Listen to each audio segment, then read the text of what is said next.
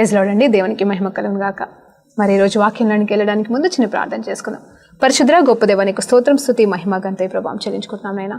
ఇదిగో తండ్రి, అహరోను కర్రను చిగురింపు చేయువాడను నేనే అని చెప్పిన నీ మాట వాగ్దానాన్ని ఈరోజు మేము ధ్యానిస్తుండగా నాయనా ప్రభా, దానికి ముందు జరిగిన సందర్భాలను అలాగే ప్రభా సంఘటనలు మేము జ్ఞాపకం చేసుకుంటుండగా మాతో కూడా మాట్లాడమని, దాని ద్వారా మేమేం నేర్చుకోవాలో మాకు నేర్పించమని, అహరోను కర్రను చిగురింపచేసిన దేవుడు మా జీవితాల్లో ఎక్కడ మూడువారిన పరిస్థితుల్లోనే వాటినన్నింటినీ చిగురింపచేసి నీ కొరకు మహిమాకరంగా వాడుకోమని తండ్రి, కుమార, పరిశుద్ధాత్మనామములో ప్రార్థనంతో వేడుకుంటూ పొందుకుంటున్నాం తండ్రి, ఆమెన్.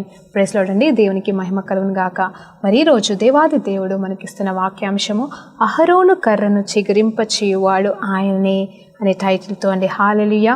మరి అహరోన్ స్టాఫ్ని budding, hallelujah, the budding of the Aaron staff. Praise Lord. దేవునికి మహిమ కలుగును గాక. ఈ అధ్యాయము మరి అంటే దేని గురించిన సత్యాలు ఎక్కడ లిఖించబడ్డాయి మరి బైబిల్ గ్రంథంలో అంటే మరి సంఖ్యాకాండము 16వ అధ్యాయము అండ్ అలాగే 17వ అధ్యాయంలో అండి మరి ఏ రీతిగా రాయబడింది, మరి ఆ సందర్భాలు ఏంటి అనేది ఒకటి తర్వాత ఒకటి మనం ధ్యానించుకుంటూ వెళ్ళినప్పుడు అవును, నా ముఖ్య అంశము అహరోను కర్రను చిగురింపచేయువాడు ఆయనే అని చెప్పడమే. కానీ దానికంటే ముందు జరిగిన సంఘటనలో ఆ సంఘటనల ద్వారా దేవుడికి ఎలా రోషానికి అంటే తన బిడ్డల పట్ల, తను ఎన్నుకున్న వారి పట్ల ఎంతగా తను రోషంగా మరి ప్రవర్తించాడు. అంత మాత్రమే కాదు, తన బిడ్డల నిమిత్తము వేరే వారిని ఎలా నాశనం చేశాడు, ఆ తర్వాత మరి ఎలా హెచ్చించాడు, ఘనపరిచాడు అనేది మనం ఈరోజు ధ్యానిద్దామండి. అంటే దేవాది దేవుడు పగ తీర్చుకునే దేవుడు నేను ఈరోజు చెప్పట్లేదు, కానీ తనని ఎన్నుకున్న బిడ్డల పట్ల, అది నువ్వైనను నేనైనను మరి అది సేవకులైనను సేవకురాలైనను అది ఎవరైనాను, దేవుడు నేను ఎన్నుకునే ఎడల నీ పట్ల రోషం కలిగి ఉంటాడని, ఈజ్ అ జీలస్ గాడ్ అని చెప్పేసి వాక్యం చెప్తుంది. అవును, తన పట్ల తన బిడ్డల పట్ల తను చాలా రోషంగా ఉంటాడటండి. మరి ముఖ్యంగా తన చేత ప్రత్యేకంగా పిలువబడిన వారి పట్ల, తను పేరు పెట్టి పిలిచిన వారి పట్ల మరి చాలా రోషంగా ఉంటాడని నేను కూడా అనుభవించానండి. ఈ విషయంలో దేవునికి మహిమ కలుగును గాక. మరి నెంబర్స్ అంటే సంఖ్యాకాండము 16వ అధ్యాయము 17వ అధ్యాయాన్ని మనం ధ్యానించినప్పుడు అక్కడ మొట్టమొదట జరుగుతున్న సంఘటన ఏంటంటే కోరాహు, మరి దాతాను, అభిరామ్ అని ముగ్గురు ఉన్నారటండి. మరి వీరు ముగ్గురు కూడా మరి ఒక సందర్భంలో మరి మోజెస్కి అలాగే మరి అహరోనికి, మరి మోజెస్ అహరోను తెలుసు కదండి, వాళ్ళిద్దరు అన్న తమ్ముళ్ళై ఉన్నారు, దేవుని చేత ప్రత్యేకంగా ఎన్నుకోబడ్డవారు. మరి ముఖ్యంగా మోజెస్ని దేవుడు పిలిచాడు.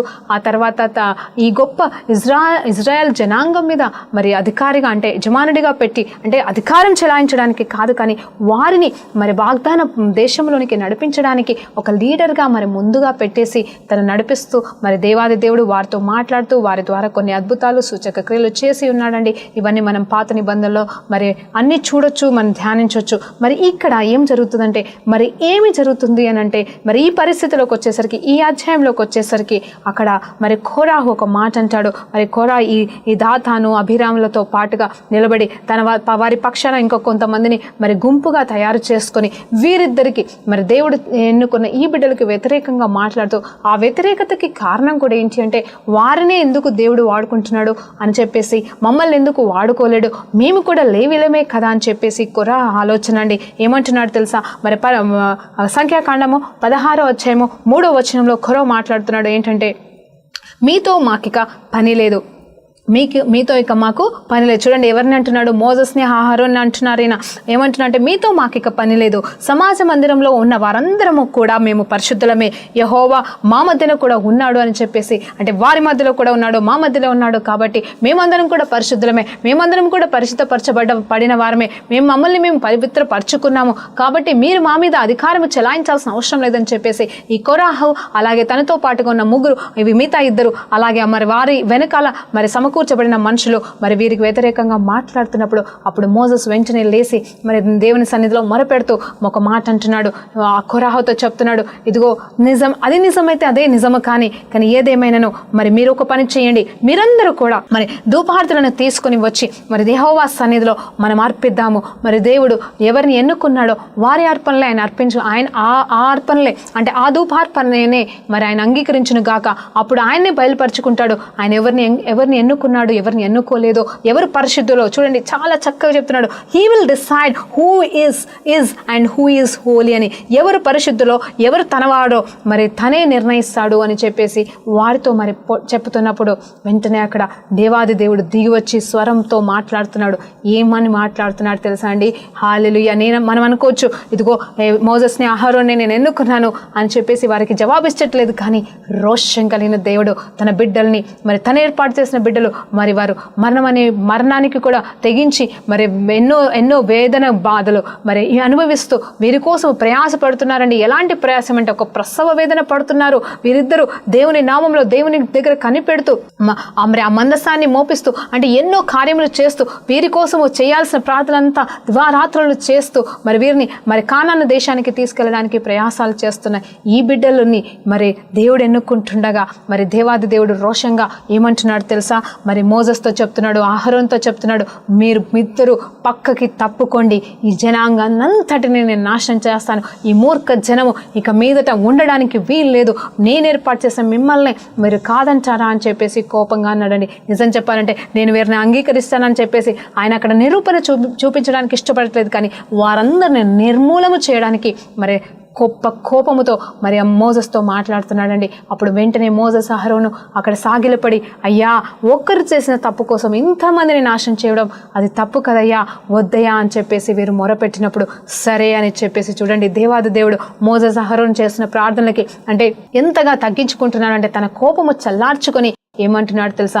ఈ కోరాహు, దాతాను, అభిరాము వీరి కుటుంబాలని అలాగే వీరితో పాటుగా ఏకీభవిస్తున్న వారిని మరి వారి నుండి మీరు తొలగిపోండి, అప్పుడు నేను వారిని నాశనం చేస్తానని చెప్పాడటండి. హల్లెలూయా. వెంటనే మరి ఆ సమయంలో మోజెస్ ఆ జనాంగం దగ్గరకు వచ్చినప్పుడు వారి మధ్యలో మీరు ఉండకూడదు అని చెప్పినప్పుడు మీరు వారి నుండి తప్పుకోండి, దేవుడు వాళ్ళని నాశనం చేయాలని చూస్తున్నాడు.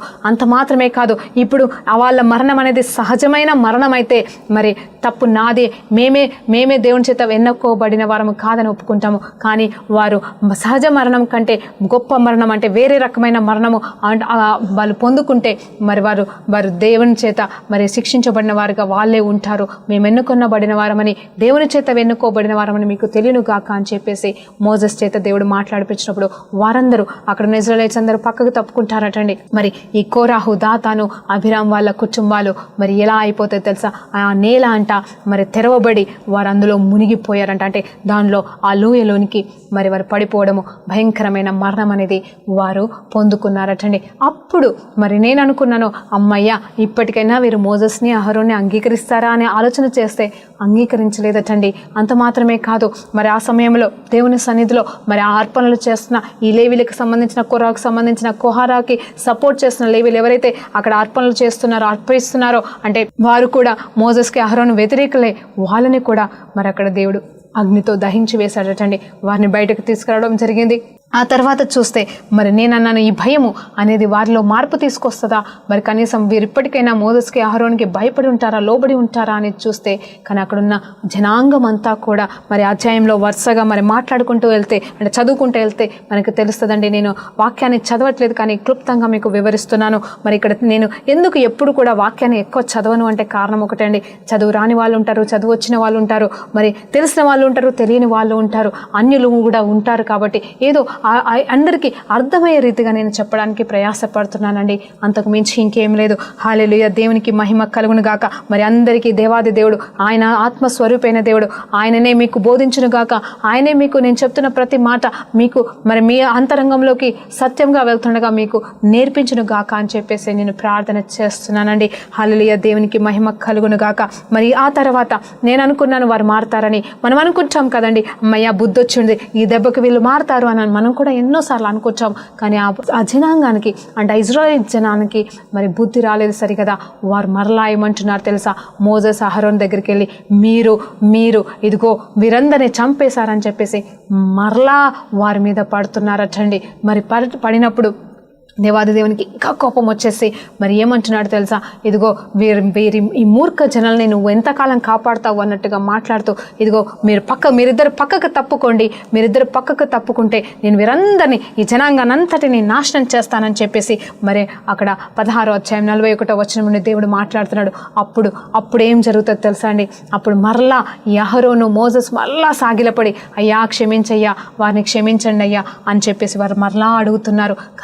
కానీ దేవాది దేవుని కోపము ఈసారి ఆగలేదండి. మరి తెగులు ఆల్రెడీ మరి జనాంగంలోనికి, ఆ ఇజ్రాయెల్ జనంలోకి ఆల్రెడీ తెగులు స్టార్ట్ అయిపోయింది. అక్కడ ఆల్రెడీ చనిపోవడం అనేది ఆరంభించబడింది. వెంటనే మోసెస్ ఏమన్నాడంటే, ఇట కాదు, నువ్వు వెంటనే అహరోను నువ్వు వెళ్ళు, ఈ ధూప అర్పణలు వారి నిమిత్తం వారు చేసిన తప్పునకు ప్రాయశ్చిత్తంగా నువ్వు వెంటనే ధూపార్పణలు తీసుకొని మరి నువ్వు అర్పించడం మొదలుపెట్టు అని చెప్పినప్పుడు ఆయన అర్పించడం ఆరంభించాడు. అది కూడా ఎలా నిలబడ్డాడు తెలుసా, అర్పణ సమయంలో మరణిస్తున్న వారికి, జీవిస్తున్న వారికి మధ్యలోగా మరి ఆయన నిలబడి మరి దేవాది దేవుని సన్నిధిలో మరి ఆయన అర్పణలు అర్పించినప్పుడు దేవాది దేవుని కోపము చల్లారిపోయిందట అండి. హల్లెలూయా. చూడండి, ఇక్కడ అహరోను గురించి నేను ఆలోచన చేస్తున్నాను, ఇక్కడ అహరోను గురించి నేను మాట్లాడాలనుకుంటున్నాను. నిజం చెప్పాలంటే వీరంతా కూడా ఎవరికి వ్యతిరేకంగా మాట్లాడుతున్నారు, అటు మోసెస్కి వ్యతిరేకంగాను అహరోనికి వ్యతిరేకంగాను వీరు కుళ్ళులు కుతంత్రాలండి. అంతే, ఇంకేమీ లేదు. అక్కడ చూస్తే వారికి వచ్చిందల్లా, వారు ఆ కోహరాకి వచ్చిందైనా మిగతా వాళ్ళకి వచ్చిందైనా వారందరూ కూడా వీరికి వ్యతిరేకంగా రావడానికి కారణాలు రెండే ఏంటి అంటే, ఒకటి ఆలస్యం అవుతుంది, వీరు మమ్మల్ని మరి కానాన్ దేశానికి తీసుకెళ్తామన్నారు, ఇంతవరకు తీసుకెళ్ళలేదు, మమ్మల్ని ఇక్కడే ఉంచుతున్నారు, ఇక్కడే తిప్పుతున్నారు, వీళ్ళు ఏం చేస్తున్నారు, వీళ్ళకన్నా తెలుస్తుందా లేదా అని చెప్పేసి వారి మీద ఒకవైపు కోపము, పగ, ప్రతీకారము. మరి అంత మాత్రమే కాదు, ఇంకొక వైపు ఏంటంటే వీరు మాకంటే ఏ రకంగా గొప్ప, మేము కూడా మరి అదే వంశం నుండి వచ్చిన వారం కదా, మమ్మల్ని కూడా వాడుకోవచ్చు కదా, వీరిని ఎందుకు ప్రత్యేకమైన స్థలంలో దేవుడు పెట్టడానికి కుళ్ళు కుతంత్రాలు అనేవి వీరి మధ్యలో ఉన్నాయి. కాబట్టి వీరిలో నాటకపోయి ఉన్నాయి. కాబట్టి వారిని పక్కకు తొలగించి మేమే గొప్పవారం అవుతాము, మేమే మా ఇష్టానుసారంగా వెళ్తాము, ఆ వీళ్ళు లీడర్స్గా లేకపోతే వీళ్ళు చక్కగా అంటే వెనక్కి వెళ్ళిపోవచ్చు, ఐగుప్తుకి వెళ్ళిపోవచ్చు. ఎందుకంటే వీరిని వెనక్కి కూడా వెళ్ళనీయకుండా వీళ్ళు ఆటంకపరుస్తున్నారు. కాబట్టి వాళ్ళకి స్వాతంత్రం అనేది వాళ్ళు కావాలని కోరుకున్నారటండి. ఆ స్వాతంత్రం కూడా మంచి కోసం స్వతంత్రం కాదు. అవును, మనం కొన్నిసార్లు మంచి కోసం స్వతంత్రం కోరుకుంటాం, మంచి చేయడానికి స్వతంత్రం కోరుకుంటాం. కానీ వీళ్ళు ఏంటంటే వాళ్ళు అనుకుంటున్నారు వాళ్ళకి తిరిగి వెళ్ళడం కావాలి, వారు కోరుకున్నది వారికి కావాలి. కాబట్టి వాళ్ళు నశించాలనుకోవట్లేదు, కానీ వాళ్ళు వెళ్ళే మార్గం నాశనకరమైంది. కాబట్టి దేవుడు వారిని అనుమతించకపోయేసరికి వాళ్ళకి కోపం వచ్చేసి వీరి మీద కుళ్ళు పెట్టుకున్నారటండి. వారు దేవుని మార్గంలో అర్థం చేసుకోలేకపోతున్నారు. దేవుని మార్గంలో నడిపించుతున్న వీరిని కూడా వాళ్ళు అర్థం చేసుకోలేక అలాంటి పరిస్థితులకు వాళ్ళు వెళ్ళిపోయినప్పుడు ఆ ప్లేగ్ అనేది మరి దేవుని నుండి ఉగ్రత అనేది వారి మీద వచ్చినప్పుడు మరి ఆల్మోస్ట్ 14,000 మంది, అంటే 14,700 మంది చనిపోయినట్టుగా కూడా ఆల్రెడీ ఉంది. అంటే అహరోను గారు, మరి నేను అనుకున్నాను అహరోను గారికి నిజం చెప్పాలంటే అక్కడ మరి నేను కానీ మనం కానీ ఆ స్థలంలో ఉంటే, ఇదిగో వారు మనకు వ్యతిరేకంగా మాట్లాడారు, నేనైతే వారి మీద ప్రతీకారం తీర్చుకోలేదు, నేనైతే అప్పచెప్పేశాను దేవునికి. చూడు, కానీ దేవుని దగ్గర వారి కోసం నేను ప్రార్థన చేశాను, కానీ దేవాది దేవుడు ఇప్పుడు వాళ్ళకే శిక్షిస్తుంటే వారి పాపంలో వాళ్ళు పడిపోతున్నారు, వారు తవ్వుకున్న గోతులో వాళ్ళే పడిపోతున్నారా కదా, వాళ్ళ నాశనాన్ని వాళ్ళే కోరుకున్నారు కదా అని చెప్పేసి అహరోను అక్కడ నవ్వుకోవట్లేదు, సంతోషపడట్లేదు. మోసెస్ కూడా అలా అనుకోవట్లేదు. కానీ వారిద్దరూ కూడా దేవుని సన్నిధిలో మరి వారికి, అంటే ఆల్రెడీ మరణించిన వారికి, జీవిస్తున్న వారికి మధ్యలో వారు నిలబడ్డట్టుగా. అంటే అసలు నిజం చెప్పాలంటే ఆ వాక్యానికి నిజమైన అర్థం ఏంటంటే, మరణ పరిస్థితిలో ఉన్న ఈ మూర్ఖులకి అలాగే జీవాధిపతి అయిన దేవునికి మధ్యగా మరి అహరోను గారు నిలబడి ప్రాయశ్చిత్తం చేస్తున్నప్పుడు దేవాది దేవుని కోపం చల్లార్చబడి దేవుడు ఏం చేశాడంటే ఆ ప్లేగ్ని దాన్ని ఆపివేశాడటండి. ఆ తెగులుని ఆపివేయడం జరిగింది. మరి మరణించడం అయితే కొంతమంది అయితే మరణించారు. హల్లెలూయా. నేను అనుకున్నాను, దేవా ఇంత గొప్ప ధన్యత, ఇంత గొప్ప మరి తగ్గింపు స్వభావం. అవును, మోసెస్ గురించి అయితే మనకి తెలుసు, ఆయన మరి ఎంతో సాత్వికుడు, అందరిలోకి వెళ్ళిన ఇళ్ళంతటిలో మరి మోసెస్ నమ్మకమైన వాడు, సాత్వికమైన వాడు అని చెప్పేసి మోసెస్ గురించి అయితే మనకి సత్యాలు తెలుసు. కానీ ఇక్కడ అహరోను గారు కూడా ఎంతో తగ్గింపు స్వభావం. అవునండి, అసలు అహరోను గారి పిలుపు ఎలా ఉంది అనేది చూస్తే, అహరోను అయితే దేవుడు ప్రత్యేకంగా డైరెక్ట్గా పిలవలేదు, మరి మోసెస్ని అయితే పిలిచాడు దేవుడు. అహరోను గారు మరి మోసెస్ గారి అన్న కాబట్టి మోసెస్ తన బలహీనతలను దేవుడి దగ్గర ఒప్పుకున్నప్పుడు మరి దేవాది దేవుడు ఏం చెప్పాడు అంటే, మాట్లాడలేవని అంటున్నావు కాబట్టి సరే నీకు సహాయంగా మీ అన్నని తీసుకెళ్ళు అని చెప్పేసి చెప్పాడు. కానీ అది నిజంగా మరి దేవాది దేవుడు పిలిచిన పిలుపు అని మనం అనుకోలేము. కానీ కేవలం దేవాది దేవుడు మోసెస్ని మోజెస్ని బట్టి అహరోన్ని మరి మోజెస్కి తోడుగా ఇచ్చి ఉన్నాడు. మరి అహరోను అయితే దేవుని చేత డైరెక్ట్గా పిలువబడినవాడు కాదు, కానీ మోజెస్ని బట్టి పిలువబడిన వాడిగా ఉన్నాడండి. కానీ ఆ తర్వాత మరి మోజెస్ మరి కొండ మీదకి వెళ్ళినప్పుడు, దేవుని సన్నిధిలోకి వెళ్ళినప్పుడు కొండ కింద మరి అహరోను ద్వారా వీరు పాపము చేయించారండి. అంటే ఒక దూడని విగ్రహంగా మార్చుకొని మరి అర్పణలు చేయించాల్సిన పరిస్థితి వచ్చినప్పుడు అహరోను ద్వారా పెద్ద పొరపాటు జరిగింది. కానీ అహరోను అక్కడ తప్పును ఒప్పుకున్నాడు. తర్వాత క్షమించమని దేవుని సన్నిధిలో మొరపెట్టే ఉంటాడండి. మరి దేవాది దేవుడు తనని క్షమించేశాడు. ఆయనను మరి దేవాది దేవుని నామంలో మరి మోజెస్ని బట్టి మరి మోజెస్ని తను వెంబడిస్తున్న విధానాన్ని బట్టి అహరోనులో ఉన్న తగ్గింపు మనస్సును బట్టి మరి దేవాది దేవుడు తను హెచ్చించాడు. తన లేవీలో ప్రత్యేకమైన యాజకుడిగా తను ఏర్పాటు చేసుకున్నాడటండి. మరి నిజమే ఇక్కడ చూసినప్పుడు మరి ఆ తర్వాత మరి 17వ అధ్యాయంలోకి ప్రత్యేకంగా వెళ్తున్నామండి. అందులో ఏముంటుంది అంటే అప్పుడు ఇంకా దేవాది దేవుడు కోపమైతే చల్లారింది, కానీ మరొక మాట అంటున్నాడు, ఇక మీదట ఈ వీళ్ళందరూ నోళ్ళు మరి మూతబడేలాగా మరి నేను ఒక పని చెప్తాను, చెయ్యి మోజెస్ అంటాడు. అప్పుడు ఏమంటాడంటే, ఇదిగో ఒక్కొక్క గోత్రం నుండి, అంటే 12 మంది గోత్రాలు ఉన్నారు కదా, ఆ 12 గోత్రాల్లో ప్రతి ఒక్క గోత్రం నుండి ఒక్కొక్క కర్రను తీసుకో, ఆ కర్రల మీద ఆ గోత్రాలకి సంబంధించిన యజమానుల పేరు నువ్వు రాయి. అలాగే లేవి గోత్రానికి మరి అహరోను పేరు రాసిపెట్టు అని చెప్పేసి అంటాడు. ఆ 12 కర్రలను ఏం చేస్తామంటే టెంట్ ఆఫ్ టెస్టిమనీలో, అంటే మరి ప్రత్యక్షమైన గుడారంలో ఉన్న శాసనముల ఎదుట వాటిని నువ్వు ఉంచమని చెప్పాడు. వాటిని ఉంచినప్పుడు నేనేం చేస్తానంటే మరి ఈరోజు పెట్టు నువ్వు, రేపటికంతా మరి ఎవరి కర్ర అయితే హల్లెలూయా ఎవరి కర్ర అయితే మరి అది చిగురిస్తుందో ఆ కర్ర కలిగిన వాడే, ఆ కర్ర ఎవరిదో వాడినే నేను మరి యాజకత్వంలోనికి, చూడండి ఇది ప్రత్యేకమైన యాజకత్వం గురించి పోరాడుతున్న పోరాటం, ఆ పదవి కోసం జరుగుతున్న పోరాటం. అక్కడ కొరహు కావాలనుకొచ్చినాడు, ఆ గుంపులో ఉన్న వాళ్ళంతా కావాలనుకొచ్చినారు, మీరెందుకు చేయాలా, మేమెందుకు చేయలేం. అవునండి, అక్కడ మోజెస్ ఒకసారి చెప్తున్నాడు, ఆల్రెడీ మీకు దేవాది దేవుడు కృప ఇచ్చాడు కదా, ఇదిగో లేవీలలాగా మరి ఆ యాజకత్వము సపోర్ట్ చేయవలసిన పరికరాలని మీరు సపోర్ట్ చేస్తున్నారు, మరి వాటిని మీరు మోస్తున్నారు, ఆల్రెడీ పరిచర్యలో మీరు ఉన్నారు. కానీ అహరోనుకి ఈక్వల్గా వారు లేరు. ఆల్రెడీ మందిర పరిచర్యలో వారు ఉన్నారు. ఎవరండి? లేవీలంతా ఉన్నారు. దేవుడు వారిని ప్రత్యేకంగా ఏర్పాటు చేసుకున్నారు. ఈ కొరహ కుటుంబం కూడా ఉంది, కానీ అహరోను స్థలంలో లేదు. అహరోనికి దేవుడు ఇంకొక మెట్టి ఎక్కించాడు. అంత మాత్రమే కాదు, ఆయన పరిశుద్ధ స్థలంలోకి వెళ్ళుటకు అంత మాత్రమే కాదు, ప్రధాన యాజకుడికి పొజిషన్ ఇచ్చి ఉన్నాడు. తన వంశావళికే అది ఇవ్వబోతున్నాడు అని కూడా కొరహ కుటుంబానికి తెలుసు. కాబట్టి మరి వారు ఆ రీతిగా మరి నెగిటివ్ అయిపోయారు. కానీ ఇక్కడ దేవాది దేవుడు ఎన్నుకున్నవాడు గొప్ప దేవుడు కదండి. ఆయన పిలిచి మర్చిపోయే దేవుడు కాదు, పిలిచి వదిలిపెట్టే దేవుడు కాదు, మనసు మార్చుకునే దేవుడు కాదు. కాబట్టి అహరోన్ని పిలిచాడని చెప్పేసి మరి మళ్ళొక్కసారి ఇంకెవ్వరు కూడా నోరు తెరవకుండా ఆ గోత్రంలోకి వెళ్ళి ప్రత్యేకంగా ఈ కుటుంబమే, ఈ వంశాన్ని నేను ఏర్పాటు చేసుకున్నాను, అది కూడా నా యాజకత్వం చేయడానికి అని చెప్పేసి మరొక్కసారి చెప్పడానికి దేవాది దేవుడు ఒక గొప్ప సూచన కార్యము చేయబోతున్నాడండి. ఆ కార్యమే ఏంటి అంటే ఈ అహరోను కర్రను చిగురింప చేయడం. హల్లెలూయా, దేవునికి మహిమ కలుగును గాక. ఈరోజు ఎంతమంది అయితే నా జీవితాలలో, మన జీవితాలలో మరి చిగురింపలేని పరిస్థితులు, ఇదిగో మోడు బారిన పరిస్థితులు, గొడ్రాలుగా ఉన్న పరిస్థితులు, ఇదిగో దేవుని సన్నిధిలో నువ్వు నిలబెడుతున్నావేమో, మరి పరిచర్య పరంగానే కావచ్చు, కుటుంబ పరంగానే కావచ్చు, నీవు ఎంత పని చేసినానో నీకు గుర్తింపు అనేది లేదా చెల్లి, నీకు గుర్తింపు అనేది లేదా అన్న, ఈరోజు దేవుడు చెప్తున్న మాట ఏంటంటే దేవుడు నిన్ను చూస్తున్నాడు. ఇదిగో నిన్ను ఆ పనికి నువ్వు చేసిన ఏ పనైనా కావచ్చు, అది కుటుంబంలో నువ్వు ఒక భార్యగా నిలబడి ఒక తల్లిగా చేసిన పనే కావచ్చు, లేకపోతే పరిచర్యలో నిలబడి చిన్న పని చేస్తున్నావో పెద్ద పని చేస్తున్నావో, నువ్వు ఎక్కడ నిలబడి ఏ పని చేస్తున్నావో, నువ్వు సాఫ్ట్వేర్ కంపెనీలో ఉండి నమ్మకంగా నువ్వు చేస్తున్నావో, నువ్వు ఏ పని చేసినావు, దేవుడు నిన్ను ఆ పనిలో పిలిచి ఉంటే, ఆ పనిలో నిన్ను దేవుడు పెట్టి ఉంటే నిన్ను మనుషులు గుర్తించట్లేదేమో, కానీ దేవాది దేవుడు గుర్తిస్తున్నాడు. దేవాది దేవుడు నిన్ను హెచ్చిస్తాడు. దేవాది దేవుడు నిన్ను ఆ పనికి పిలుచుకున్నానని నిరూపించబోతున్నాడమ్మా.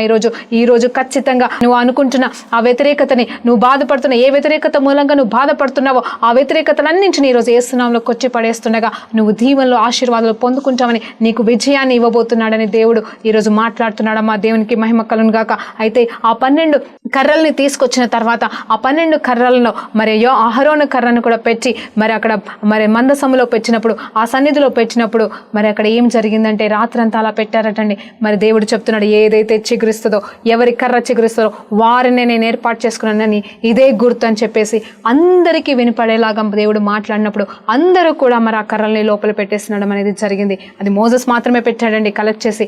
ఆ తర్వాత నెక్స్ట్ డే మరి ఉదయకాల సమయంలో మోజెస్ వెళ్ళి చూసినప్పుడు అన్ని కర్రలు మామూలుగా ఉన్నాయి, కానీ అహరోను కర్ర అంటే అహరోన్ అని రాయబడిన ఆ కర్ర మరి ఏమై ఉన్నది అంటే అది కేవలం చిగురించడం మాత్రమే కాదు, అది పువ్వులు పూసిందటండి. బాదాము పండ్లను కూడా అది కలిగి ఉన్నదంట. హల్లెలూయా. కేవలం దేవుడు చిగురించడం గురించే మాట్లాడాడు, కానీ అవును కదండి, అడిగిన వాటికంటే ఊహించిన వాటికంటే అత్యధికంగా చేసే దేవుడు అని మన దేవుడు కదా. మరి ఇక్కడ ఎవరిదైతే చిగురుస్తుందో అని చెప్పి దేవుడు పలికిన మాట ఎంత నిజమో ఇక్కడ చూసినప్పుడు చిగురించడం మాత్రమే కాదు, పువ్వులు కూడా పూసిందట. హల్లెలూయా. అది ఏంటండి, ఒట్టి కర్ర మాత్రమే, అది ఎండిపోయిన కర్ర, అది ఎన్నో అద్భుతాలు సూచక క్రియలు చేసిన కర్రనే, కానీ ఒక రాత్రికి రాత్రి అది చిగురించడం అనేది అది చాలా గొప్ప అద్భుతం. అంత మాత్రమే కాదు, పువ్వులు పూసిందటండి. అది కేవలం దేవునికి సాధ్యమైన కార్యమే. ఇంకొకటి ఏంటంటే బాదాము పండ్లను కూడా కాసిందటండి. బాదాము గింజలు ఇంతే చిన్నగా ఉంటాయి, కానీ దాని కాయ ఇంత పెద్దగా ఉంటుందండి. కానీ అసలు ఆ బాదాము చెట్టు గురించి నేను ధ్యానించడం ఆలోచన, ఎందుకు దేవా ఎన్నో ఉన్నాయి కదా, ఏ ద్రాక్ష పండో ఇంకే పండో ఇదేవో పెట్టచ్చు కదా దేవా, మరి ఎందుకు బాదాం పండు అని చెప్పేసి ఇక్కడ ప్రత్యేకంగా ఇచ్చావు అన్నప్పుడు నేను ధ్యానించానండి. నేను మామూలుగా ఆలోచన చేశాను, అసలు ఈ ఖాత ఎలా ఉంటుంది, దానికి ఆ గింజ ఎలా వస్తుంది అనేది చూసినప్పుడు నేను ఆశ్చర్యపడిపోయాను. ఏంటంటే ఆ బాదాము చెట్టు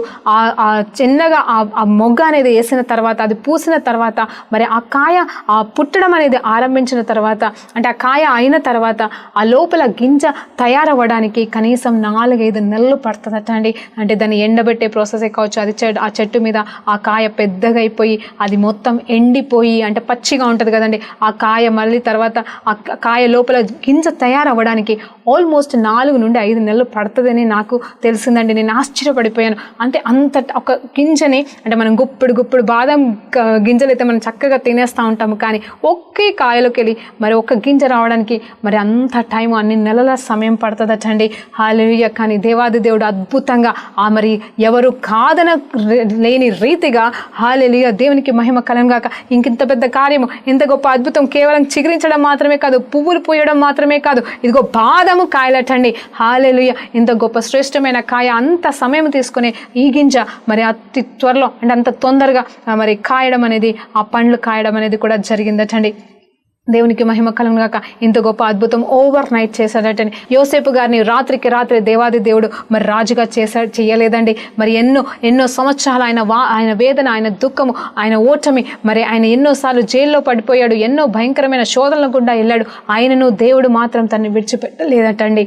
మరి విడిచిపెట్టలేకపోవడం మాత్రమే కాదు, ఓవర్ నైట్ మరి రాజు తర్వాత రాజును మరి దేవాది దేవుడు మరి దాన్ని యోసేపు గారిని చేసినట్టుగా మరి ఇక్కడ అహరోను కర్రని కూడా మరి దేవాది దేవుడు చిగురింప చేశాడండి. హల్లెలూయా. రాత్రికి రాత్రే చిగురింప చేసిన తర్వాత ఇంకా ఎవ్వరు కూడా హల్లెలూయా మరి ఈ రోజు వరకు కూడా ఎవ్వరు కూడా మరి అహరోను ఆ గోత్రంలో మరి ముఖ్యంగా ఆ లేవి గోత్రంలో ఉన్న అహరోను కుటుంబానికి మాత్రమే యాజకత్వం అనేది ఇవ్వడం జరిగింది. ఇప్పటికీ అదే కొనసాగించబడుతుంది. నిజం చెప్పాలంటే మరి ఇజ్రాయెలైట్స్ ఇప్పటికీ కూడా అహరోను వంశంలో నుండి ఉన్న వ్యక్తి గురించి వారు అంటే వెతుకుతున్నారంట, దొరికారని కూడా అంటారు. సరే అండి, అది మన టాపిక్ కాదు, కానీ ఏదేమైనా కూడా దేవుడు ఏర్పాటు చేసిన వ్యక్తిగా నువ్వుంటే నిన్ను ఎవరు కూడా కదల్చలేరండి.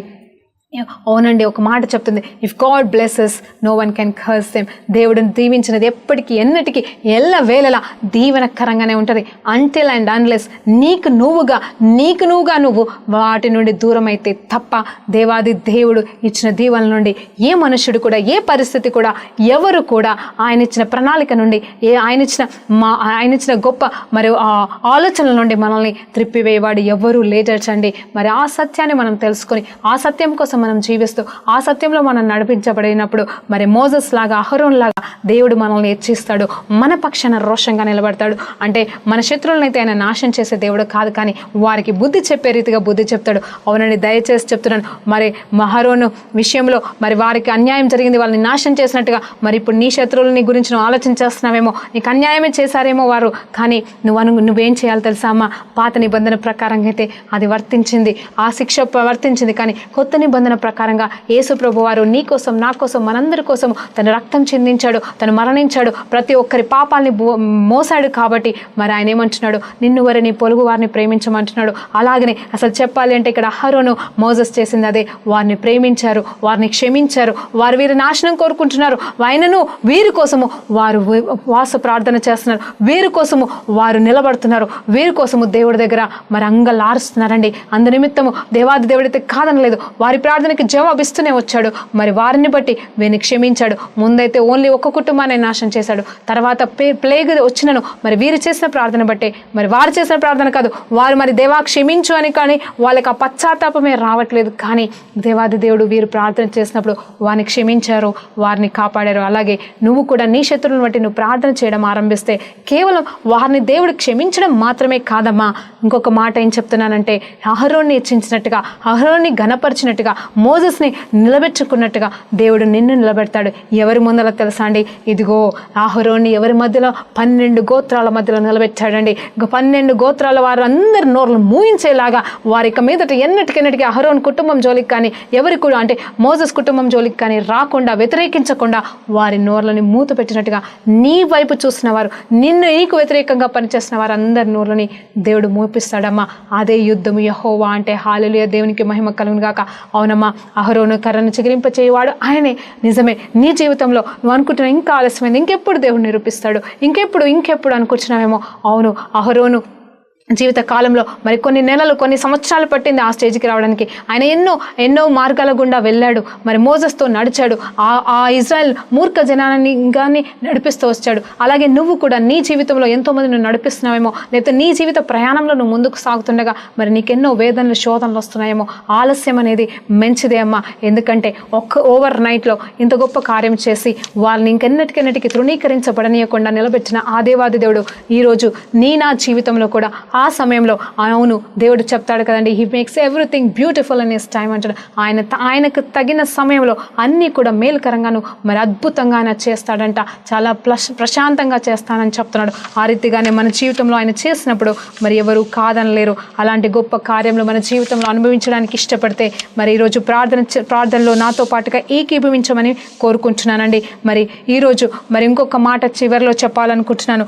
నా జీవితంలో కూడా ఒకరోజు మరి ఈ మాట నేను ఎందుకు ప్రేరేపించబడి తీసుకున్నాను అని అంటే, 2013 సంవత్సరంలో ఒకరోజు నేను నిద్రలో ఉంటుండగా మరి సడన్గా ఈ స్వరం నేను విన్నాను.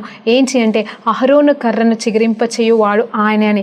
అప్పటికి నిజంగా చెప్తున్నానండి, అహరోను కర్ర అంటే ఏంటో నాకు తెలియదు, అసలు ఆ చిగురించడం అంటే ఏంటో నాకు తెలియదు. ఆ మాట ఆ కళ రూపంలో నాకు వచ్చినప్పుడు నాకు అర్థం కాలేదు, దేవా ఏంటి దేవా అహరోను కర్ర చిగురించడం, ఆ మోజెస్ చేతిలో కర్ర ఉన్నట్టు గుర్తుంది దేవా, అహరోను కర్ర ఏంటి అంటే నాకంతా ఇంకా బైబిల్ జ్ఞానం అప్పటికి అంత లేదండి. మరి నేను స్టార్ట్ చేశాను, వెంటనే పరిశుద్ధాత్మ దేవుడు మరి సంఖ్యాకాండం ఈ అధ్యాయంలోకి తీసుకెళ్ళి చదివించినప్పుడు నాకు ఈ వాక్యం అంతా కూడా క్లియర్గా అర్థమైనప్పుడు దేవాది దేవుడు చెప్పిన మాట ఏంటంటే, నా జీవితంలో నన్ను చిగురింప చేసి తన కొరకు మహిమాకరంగా వాడుకుంటానని బలపరిచాడు. అదే బలాన్ని ఈరోజు మీ జీవితంలో కూడా, అంటే ఆ 13వ సంవత్సరం నాకు అసలు ఏం చేయాలో తెలియదు, ఎక్కడికి వెళ్ళాలో తెలియదు, నాకు సపోర్ట్ చేసేవాళ్ళు తెలియదు. నిజంగా చెప్తున్నాను, అప్పటికి ఈ వాక్యపరిచయం లేదు, ఏదో సాక్షిగా నిలబడుతున్నాను, ఏదో దేవుడు చేసిన కార్యాల గురించి చెప్పగలుగుతున్నాను, నలుగురికి సువార్త చెప్పడానికి ఇష్టపడుతున్నాను. కానీ నాకంటూ ఏ జ్ఞానము లేదండి, నాకంటూ ఏమి లేదు, కేవలం దేవుని కోసం నిలబడాలని తపన. ఈరోజు నేను సాక్ష్యం చెప్తున్నానంటే మీ ముందల నిలబడి, ఇదిగో అహరోను కర్ర చిగురింప చేసిన దేవుడు నా జీవితంలో నన్ను చిగురింప చేసి, ఇదిగో ఒక ప్రవక్తగా, మరి ఒక దేవుని యాజకురాలుగా, ఇదిగో ఒక దేవుని మరి వాక్యపరిచర్య చేసే బిడ్డగా నిలబెట్టాడండి. మరి ఇది చిగురింప చేసినట్టు కాదా? ఆయనకింత సమయం పట్టిందేమో నాకు తెలియదు, కానీ దేవుడైతే చేశాడండి. ప్రార్థనతో ముగించుకుందాం. పరిశుద్ధ గొప్ప దేవానికి స్తోత్రం నాయన. ఇదిగో తండ్రి, ఎంతమంది అయితే ఈ వాక్యాన్ని వింటున్నారో ప్రతి బిడ్డల జీవితంలో ప్రభా నా తండ్రి అహరోను కర్రను చిగురింప చేసినట్టుగా వారి జీవితంలో ఉన్న ప్రతి మోడు బారిన జీవితాలని చిగురింపచేసి నీ కొరకు మహిమాకరంగా వాడుకోమని తండ్రి, కుమార పరిశుద్ధాత్మ నామములో ప్రార్థనంతయు అడిగి వేడుకుంటూ పొందుకుంటున్నాం తండ్రి. ఆమేన్. ప్రైజ్ ది లార్డ్ అండి.